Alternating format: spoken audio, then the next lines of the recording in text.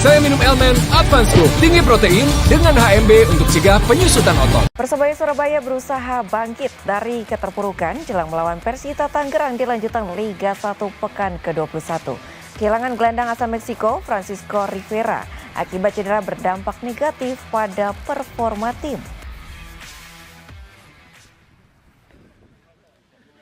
Persebaya Surabaya akan menjamu Persita Tangerang di lanjutan Liga 1 pekan ke-21 Jumat malam. Jelang melawan tim berjuluk Laskar Cisadane ini, mental pemain tim Bajul Ijo tengah terpuruk. Pasalnya dari 4 laga terakhirnya, Bruno Moreira dan kolega selalu menelan kekalahan.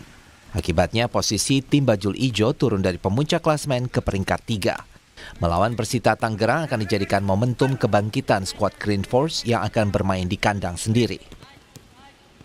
Menurut pelatih Persebaya Surabaya, Paul Munster, kondisi tim anak asuhnya secara mental tidak terpengaruh hasil buruk di 4 laga sebelumnya. Namun, kondisi Francisco Rivera belum 100% sembuh dan akan dipantau hingga jelang pertandingan nanti.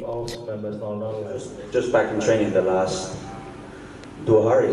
So we see today it's official training. Obviously not 100%, but we see how he is today in official training. Do I have 4 in a row? No, nothing. We're focused on, yes, we've had a rough patch. We've lost 4 games, but we're third in the Liga. Remember when I came last year? I've been here Satu Tahun. Last year we took a blast, maybe Liga 2. So within a year since I've been here, there's been big progressions on the pitch and off the pitch, and also.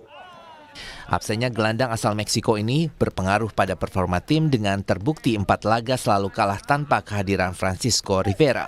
Laga Persebaya Surabaya melawan Persita Tangerang akan digelar di Stadion Gelora Bung Tomo, Surabaya, Jumat malam. Mahendra Triginanjar, Kompas TV, Surabaya, Jawa Timur.